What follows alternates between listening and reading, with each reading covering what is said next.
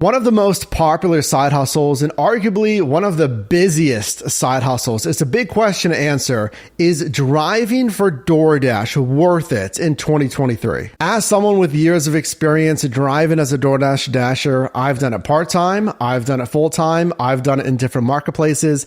In this video, I'm going to show you what's new as a dasher, what is most important to consider, the problems you're going to encounter this year, and of course, the pay. So new, what we saw mid 2022, late 22 was several programs. We've accept more, earn more, which is actually called earn more with higher ratings, which is actually called priority access. So yeah, shown here on multiple DoorDash support pages, it reroutes you to one thing and then reroutes you to another thing. So the verbiage is a little bit different, but it's accept more, earn more. The more you accept, you'll gain access to higher paying orders. Now, this program, which incentivized dashers to have a 50% accept rate or a 70% accept rate respectively, was initially quoted to end September of 2022.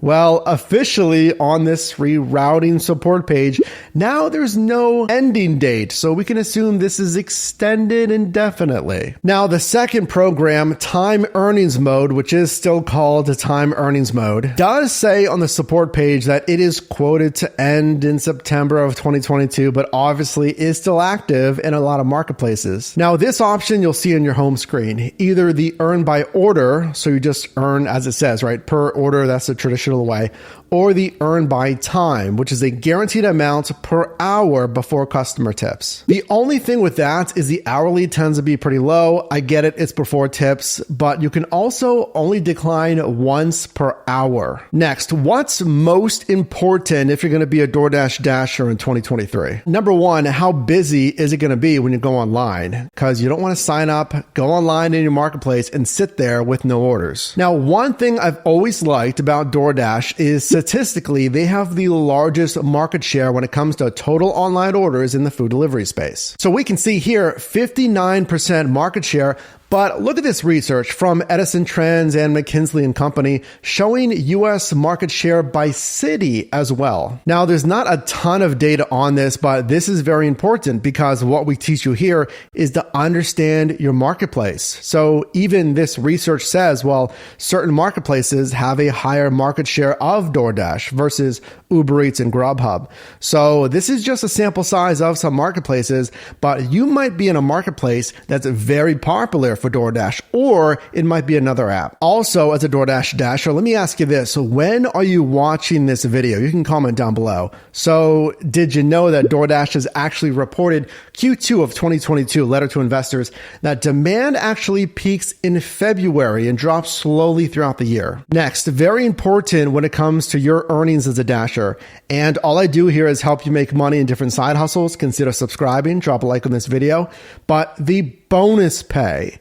The bonus pay is really going to be the thing that allows you to make the most money possible. Here's the thing. DoorDash even says nationally, the average here, the time of this release here for their vision of the future of work, they say dashers on average earn over $25 per hour. Now, that's pretty good because that's our channel goal here. On any side hustle, I want you to make $25 an hour. But there's certainly guaranteed problems you're going to run into as a dasher. Three major things among others. There's going to be restaurant wait time, there's going to be slow days, and lower customer tips and tipping frequency. So you've accepted an order, it makes sense, but the restaurant's not ready. They just got the request and they're going to have you wait, let's say 10 to 12 minutes.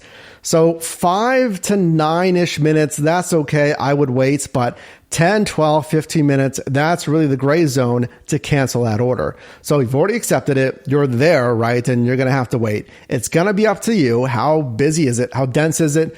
Do I have peak pay? And you have a percent of orders that you can cancel. And this is exactly what I would reserve it for. Going along with that, if you have wait time at a restaurant, you'll learn over time which are the spots. You need to make note of this. which are the spots that are dropping the ball. So as you do more and more shifts, you have more and more problems of wait time at a certain place. It can kind of go in your private notes, just mental notes, whatever. Maybe I don't want to accept from that spot. So slow days, you go out there driving, you need to understand statistically when are the busiest days. Now, statistically, it kind of correlates to that peak pay, that per delivery bonus. It makes sense. There's going to be pockets in the lunch window, typically the evenings, weekends, during that dinner rush window as well, that you'll see peak pay. But I'm telling you, you can do everything right. You can statistically drive on the best days and times, and it can still be slow. So here's what you need to do.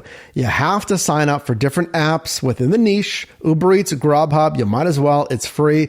So you'll have something to audible to, because if it's slow on DoorDash, sometimes for whatever reason, it's busy on Uber Eats and Grubhub. Well, what about low tips? So I'm not getting enough tips, or the percent of the customers that are leaving a tip is just not making sense. Obviously, there's only so much we can do to control consumer spending when it comes to tips, but here's what I would do. Your entire larger market segment is broken into smaller segments on DoorDash. So you can try to drive in a different market segment. Maybe there's a demographic, a certain area in your marketplace that's gonna tip more. Another thing you can do is just communication, and communicating delays and problems, especially if you're not communicating those at all. Now, I wouldn't communicate, like text the customer, hey, I'm at the restaurant. Hey, I got your food. Hey, I'm on my way. You don't need to do that. They're going to track you on the website, on the app. They got those notifications. But hey, I'm still waiting at the restaurant. If you are going to wait, let's say 10, 12 minutes, hey, still waiting at the restaurant. Just want to let you know. Or you might just live in a city that tips more. So look at this research here from Pop Menu, a survey of 450,000 online orders. These are the cities that on their survey tip the most. So as you can see, this is a percent of orders out of that sample size that tipped 20% or more. Now, this is pretty surprising data. Look at number 9. I'm here in Pittsburgh. It's not the biggest marketplace, but based on at least this survey, they're tipping more than other marketplaces. Great. What's most important? New stuff, problems, but it comes down to the pay. How am I paid? So this graphic actually has not changed from 2020 when this graphic was taken. So base pay, time, distance, Dasher desirability. So if someone doesn't want it, it's going to have higher base pay. Base pay, DoorDash's contribution, is going to be between $2 and $10. Okay, let me just show you some order examples here. So take a look here. So what you want to look at, just putting it simply, it's the dollars to mile ratio. How much am I getting paid for the miles driven? Because it doesn't really matter the cash flow, unless you just want cash. If you don't really care about the margin here, you can do that. But minimizing the wear and tear on your vehicle and getting paid the most. So high pay, low miles. The dollars to time ratio, how much time is it really going to take? Because some of these spots, let's say a Chipotle or a Wendy's, a Taco Bell, the drive-thrus get slammed. So the dollars to mile ratio makes sense, but you need to know that market knowledge. Well, am I going to be waiting there? And I'm okay waiting, but the money's got to make sense. Also, I look at the starting, the ending destination, and really the emphasis on the ending destination. So we want you to ping pong orders. So that ending destination should finish by what we call a power strip. Those are areas that are really dense with restaurants and ideally customers. So if I finish in zone B, whatever, pick up A, drop off B, that zone, I want to just get a ping immediately, ideally on that bonus pay, and minimal commuting miles to that pickup, the restaurant, right? Versus if I'm in a rural zone and my ending destination is much farther away from any power strip, then I could get a request and it might even have peak pay, but those commuting miles are going to be a lot farther. And then if you're not paying attention to, again, that other ending destination, it could pull you even farther away from the busy zones. And then of course there's a restaurant. So as I mentioned with the market knowledge, is it a local spot? Is it a chain? Is it a Chipotle? Is it somewhere where the lobby's going to be closed? Is it late at night? Drive-through only? Is it drive-through only going to be slammed? So you need to know that as well. That's everything I look at in the 35 seconds or so that you get for an order request. Overall verdict in 2023, is driving for DoorDash as a Dasher worth it? So statistically, We've seen the market shares there. It is busier. And I think a lot of markets are still going to get bonus pay, especially during the busy times. Now, we've also seen over the quarterly reporting that DoorDash has done that they have reduced the overall Dasher cost per order, which includes acquisition costs, but also Dasher pay.